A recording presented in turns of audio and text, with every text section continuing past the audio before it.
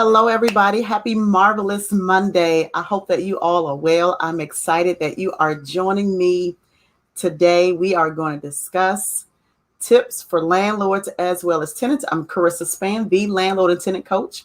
This is what I do right here on my Facebook and YouTube page each and every Monday at 7:30 p.m. So we are talking about how to negotiate the terms of the rental lease agreement. So this replay, if you're watching, is going to help landlords as well as residential renters. So if you or someone you know is standing in the need of this information, I promise you, you are in the right place at the right time.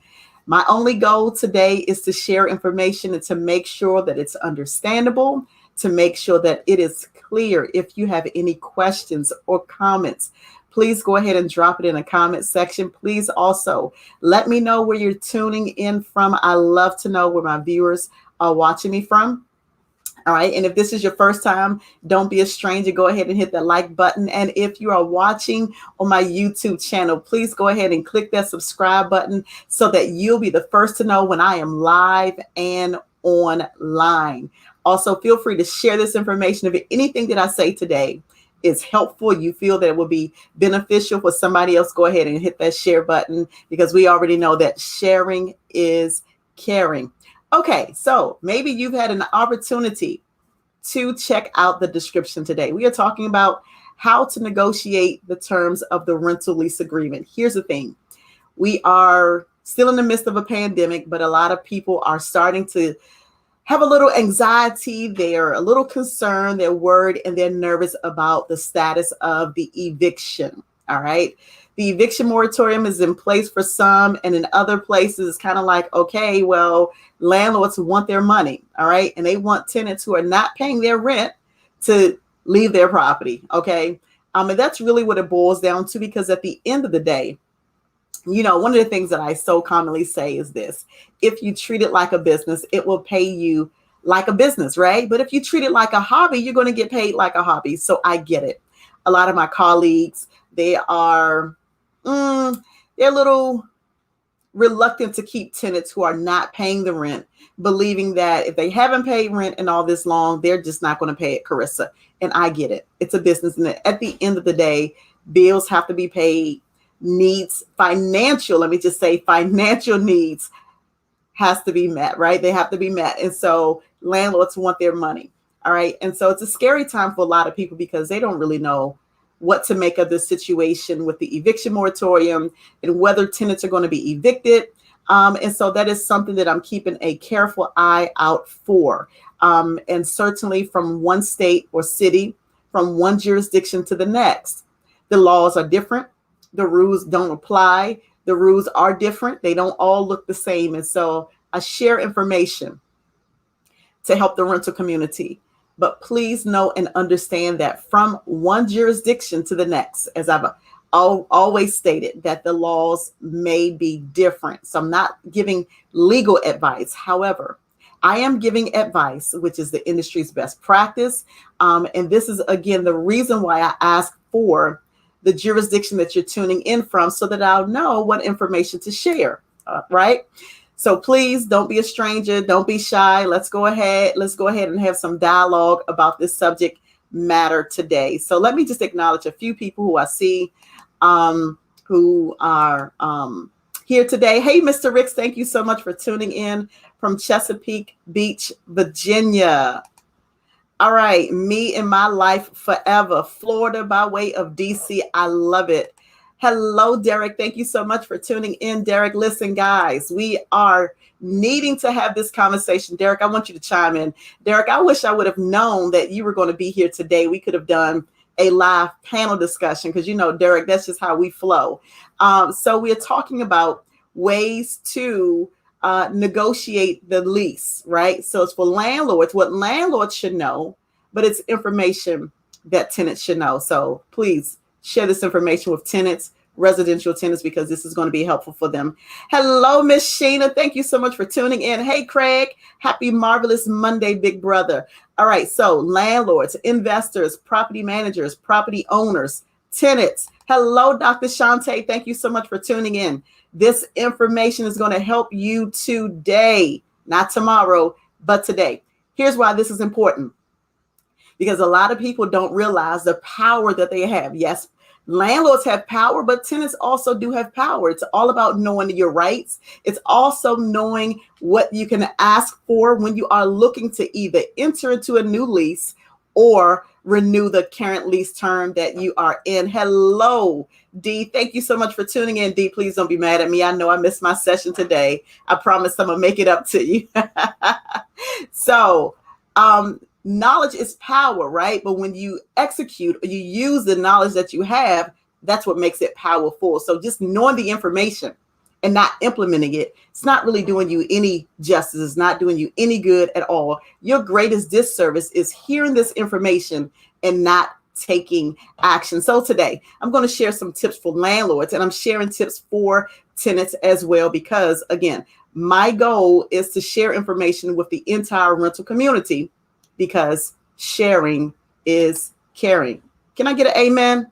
All right. Now that we agree on that, the first thing that I want people to understand about negotiating the terms of the lease is this: there is no problem in asking for what you want. Ask for what you want. Make a demand, put a request, make your request known, know what you want. So the first thing that I want to share is tips for tenants.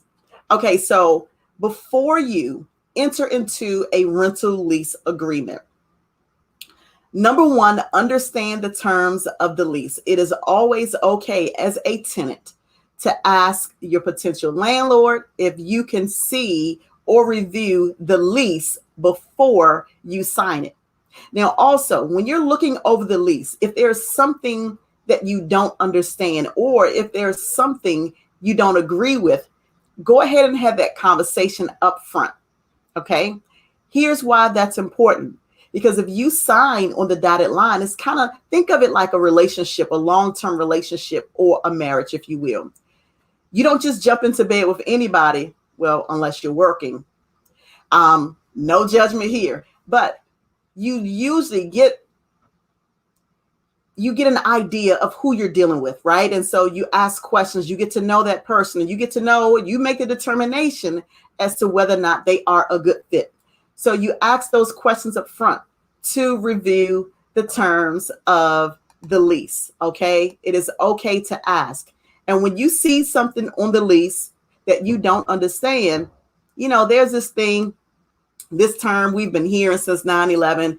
If you see something, say something. If you see something that is not clear to you and you don't understand it, ask the landlord to explain what it means, because when you sign on that dotted line, it's like saying, I do. Yes, I'm here for the long haul. I'm in this relationship. I'm in it to win it, right?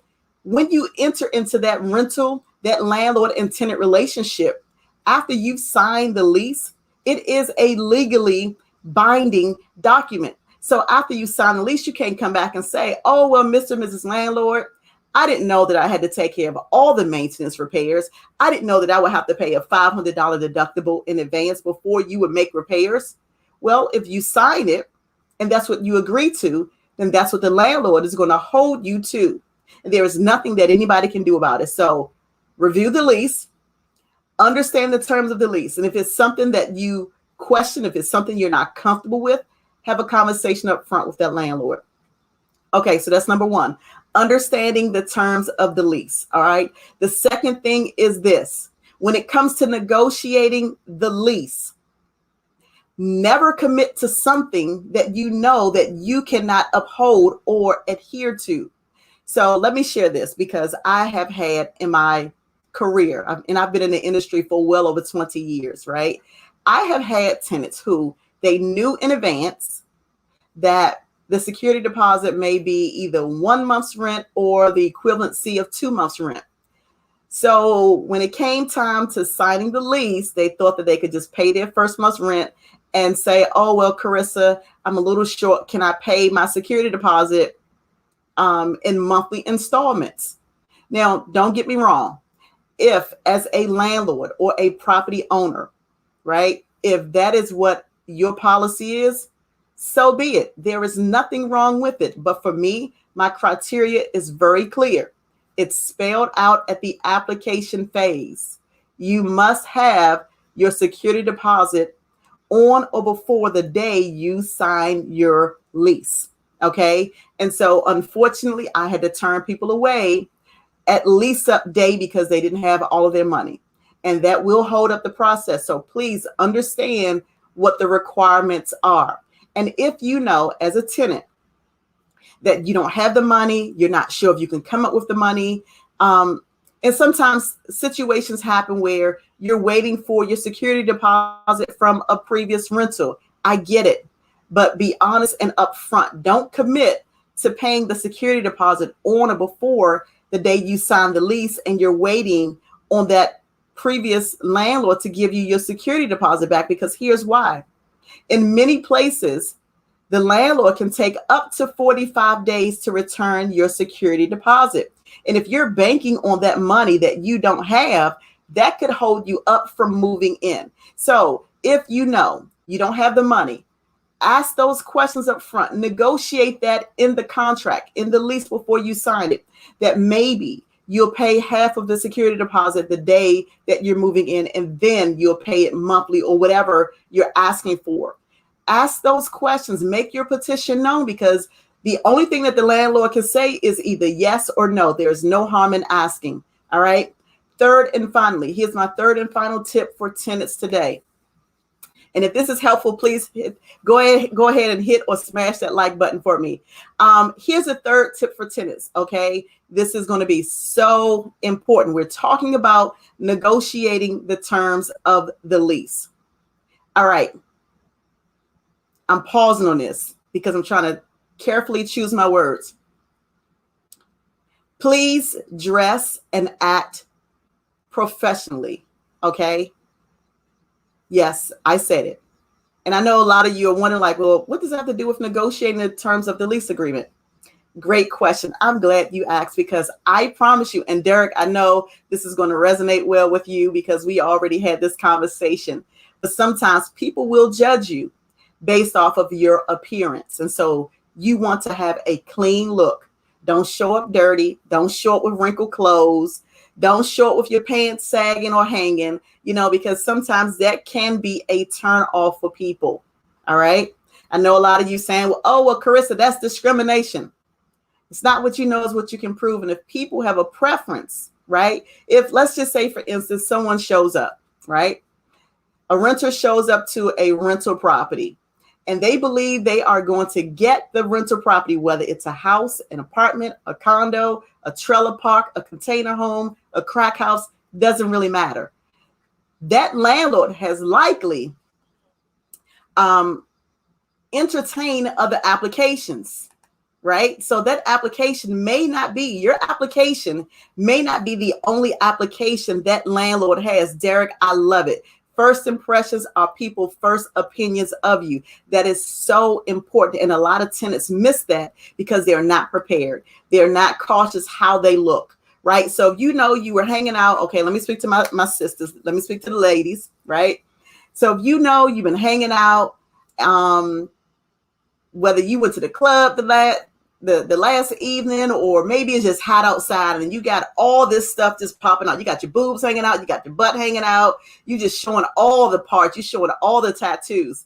Sometimes that can be a turnoff. You want to get your requests. You want to accomplish your goal. And so you don't want to do yourself a disservice or shoot yourself in the foot because of how you dress. So please make sure you are dressing professionally, because that does make a difference. Landlords want someone who they believe is capable and professional enough to take care of the rental property.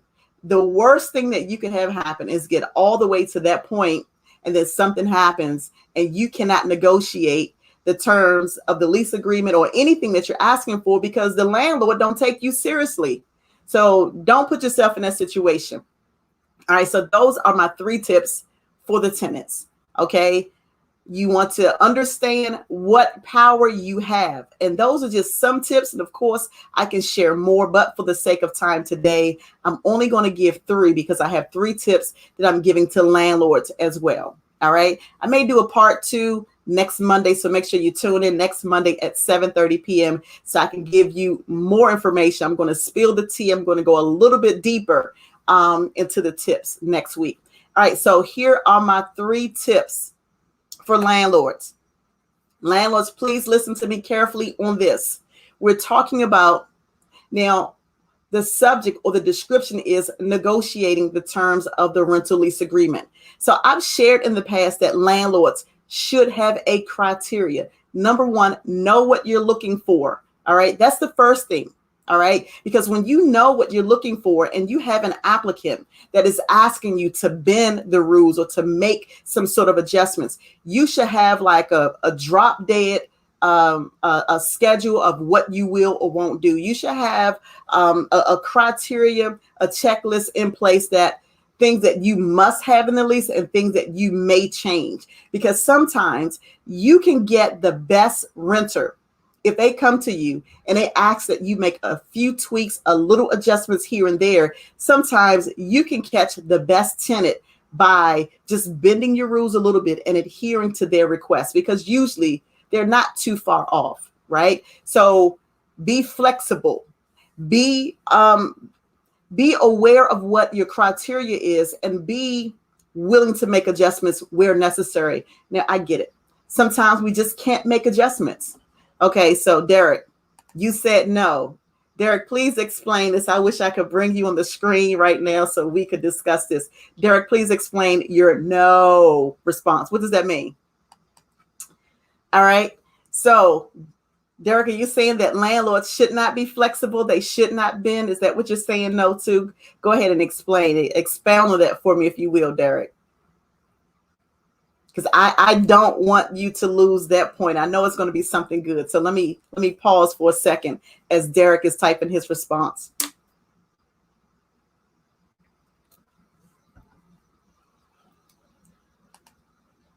Derek, you said stand for something or fall for anything. Okay, I kind of figured that's where you were going with your no response. Know your worth. Absolutely know your worth. But here's the thing, Derek.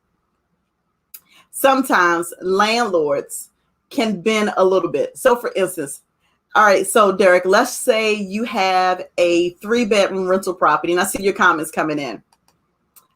Me and my life forever said they agree. So here's the thing. So Derek, let's say you have a 3-bedroom rental property in Petworth, DC. That's upper Northwest DC, right? And rent, let's just say for that 3-bedroom, you're able to get $4,500 a month. But Derek, let's say you have a tenant or a renter who is on a contract assignment, right? And instead of signing a 12-month lease, Derek, maybe they're asking for a shorter term, maybe like a 6-month lease, but would be willing to pay a little more. So instead of $3,000, $3,600, $4,200, they're willing to pay $4,500, right? So just look at the cost. Okay, well, if it's that slight of a change, is it really going to take a lot out of you? And like I said, in some cases, sometimes you are not able to bend, especially if you're managing somebody else's property, or you just don't have the power or the ability to do it. Sometimes it is okay to bend. I'm not saying don't get the money. Get the money. Please, by all means, get the money. But make it make sense. Make sure that it makes sense with the decisions that you're making. Derek, you said, and accept nothing less. Okay. All right. Derek, I know we could go back and forth on this. All right. So make sure that you have a criteria in place. And if possible, be willing to bend. Be willing to be a little flexible. Because sometimes, like I said, you can find the best tenants, because sometimes renters, they know what they want. And especially if they're watching my Facebook or my YouTube live every Monday, they're learning information. And so my goal is to produce educated tenants who know and understand what they want, right? So you're going to get tenants who hear this information and they're going to implement it. They're going to ask you, well, Karissa or Derek, or who else is on here, or Miss Hughes or Craig, right? They're going to ask, are you flexible with the terms of this rental lease agreement? I mean, that's either yes or it's no. Don't get bent out of shape. Now, here's my next point for landlords. It's this. Be professional. You don't have to have an argument with people over their requests, because if you treat it like a business, you're going to remove the emotional part out of it. I get it. Some people are not going to respect you because they're trying to get their point across. So here's what I mean by this. I had a young lady who, bless her heart, for whatever reason, she just decided, to me, what it seemed like, she intentionally would wake up on the wrong side of the bed every day. And anytime she asked for anything, I mean, even at the application phase, it was just always rude. It was always nasty. Her demeanor, her disposition was just so bad, to the point where I was so happy that we did not rent to her. And y'all know, don't get me wrong, y'all know, anybody who know me, y'all know I have a heart for people. I would help whoever I can. But this young lady, she rubbed me and my entire staff the wrong way. And so she was very nasty.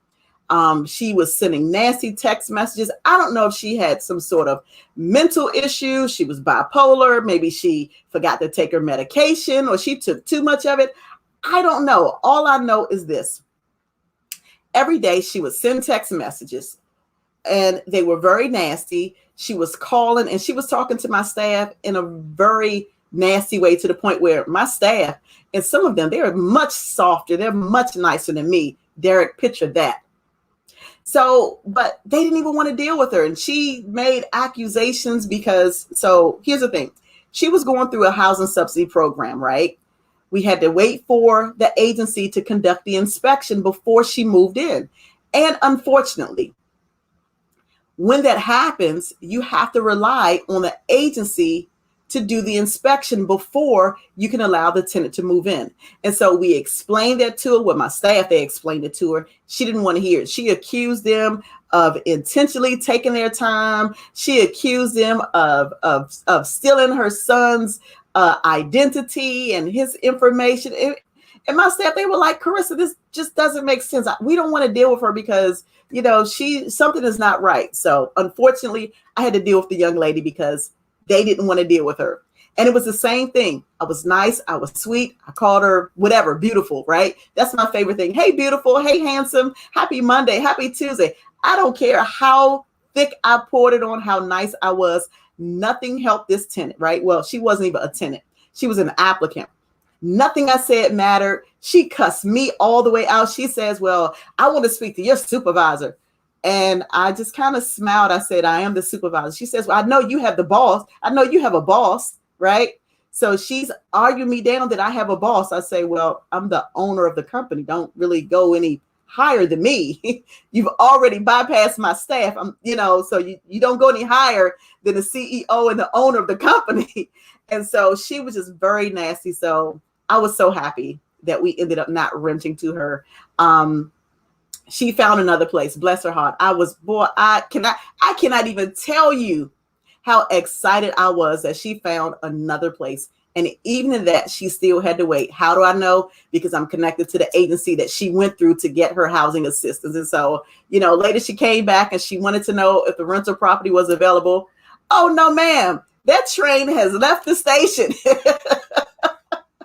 So I shared that to say, as a property owner, as a landlord, as a housing professional, don't lose your cool. Stay professional. Sometimes people will say and do anything to try to get what they want, but maintain a posture of being professional at all times.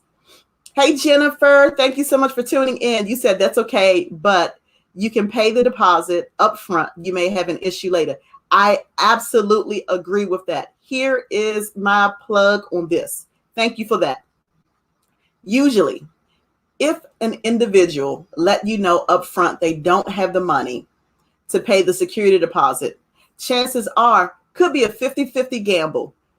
50% you could get the money, 50% you can't. When you allow a tenant to move in and not pay you all of your money up front, you're really taking a risk. Okay. And so in those moments, ask yourself, is this something I can live with if I let this tenant move in and they don't pay me my security deposit? Because sometimes that happens.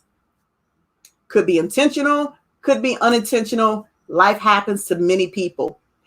If they cannot afford it, it would be in their best interest to tell you that they cannot afford it. But here's the thing.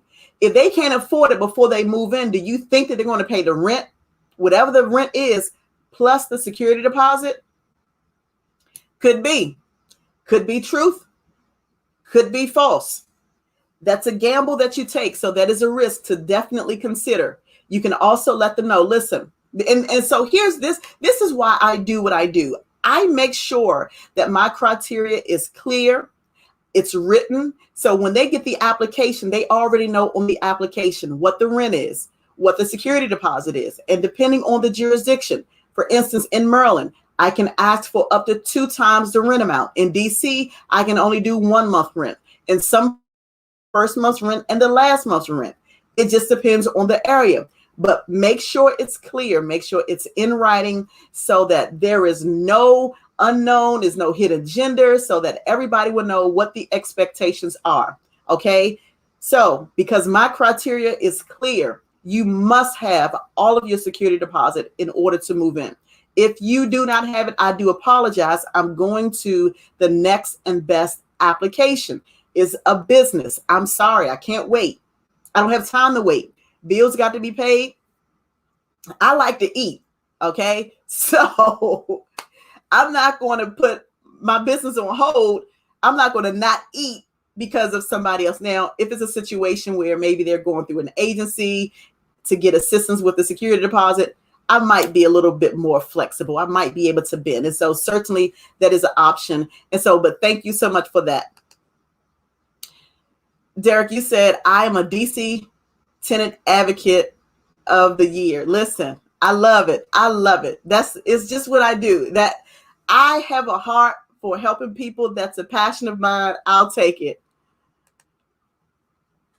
Hello, Lynette. Thank you so much for tuning in from Charlotte, North Carolina. Charlotte is in the building. Craig, I see your comment. You said exactly. Thank you so much for sharing, Lynette. So those are just a couple of tips for landlords. Have a criteria. Be flexible. Be able to bend if you can. And then also, like I said, maintain professionalism at all times. It doesn't do you any good to allow somebody to provoke you to come out of your character. All right. If it's not a good fit, it's not a good fit. I promise you, it's other money to be made by other people. All right. So those are just 3 tips I wanted to share for landlords as well as tenants today. I'm going to do a part 2 next Monday. As a matter of fact, next Monday is a holiday. So Derek, what do you think? Should I skip next Monday? Because I'll be here. I'll be back in the area. I'm traveling for the holiday, but I'll be back to do a Facebook Live, a YouTube Live next Monday at 7:30 p.m. Derek, what do you think? You think I should skip next week or do the live? Hello, Elaine. Thank you so much. Thank you for tuning in. All right. I see that you said thank you for letting us know. You're absolutely welcome. And thank you so much for joining the discussion today. Derek, let me know. Are we doing a live next week or are we skipping next week? Because it is a holiday. It is Labor Day weekend. Next Monday is a holiday. I will be here. I'll be coming back from traveling. Okay, Derek, you said let's do it. Okay, so you heard it from Derek.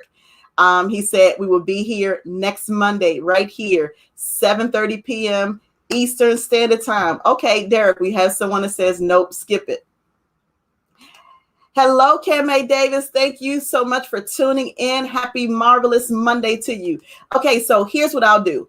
I'll do the live. And if you want to watch the replay, you can watch it on my YouTube channel. It'll be a part 2. And I promise you that it will be information that you definitely want to tune into. If you can watch the replay, go ahead and just put it on your schedule, maybe for Tuesday to watch the replay, because I'm going to share more tips, more information for landlords as well as tenants. Hey, Miss Anderson, happy Monday, beautiful. Thank you for tuning in from Fort Washington, Maryland. Absolutely, Maryland is in the building and representing today. So I hope that some of the information that I shared today was helpful. I hope that this was helpful as well for the tenants as much as it was for landlords. This is what I do. Having a heart for the people, having a heart to help you all to create an educated rental community. I believe that when we are educated together, we do it better. So I'm going to say bye for now. My time is up. I thank you for yours. I will be here next Monday at 7:30 p.m. Eastern Standard Time. If you have questions or comments, if I'm offline, please drop it in the comment section, and I promise I will follow up with you at a later date. Love you all for now. Do appreciate you, and I'll see you all next week. Okay, so before I log off, I see another comment that has come in.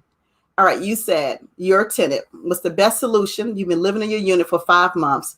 You brought it to the office attention on many occasions that your lease states you're in a 3-bedroom, but I'm not in one. I am not. I'm in a 1-bedroom, and I'm having a hard time to get them to correct it. Okay, so are you saying that you're in a smaller unit? Give me a little bit more information so that I'll know how to respond, Ms. Sheena. So are you saying that you moved into a smaller unit than you supposed to? Okay. All right. So you've been there for 5 months. Now, if you've already signed the lease, okay, if you signed the lease, that might be a little bit challenging. Okay, here's why it could be challenging. Because if you sign on a dotted line saying that you agree to the place that you were moving into, I don't know if the landlord is going to uphold that because you agreed to move into it. And here's what I do know. Sometimes people will move into a smaller place until they can move into a larger place. So what I would like to do is get more information, and I am able to, let's have this conversation offline because I'm interested to find out where it is, if you're in any type of housing program, and let me best help you because I have a lot more questions pertaining to your situation. All right, so please inbox me, Ms. Sheena, your email address, the telephone number. I will follow up offline with you, find out which jurisdiction you're in so that I can best help you. All right. All right. So guys, my time is up, and I'll see you all next week. Now, listen, y'all be safe. It's a holiday weekend coming up. I'm traveling. A lot of y'all know I started my rental car business. My car is on the road. It's been booked every day, but I promise you that I'm getting on the road as well. So I will be on travel. If you are traveling, please be safe, and I'll see you all next week.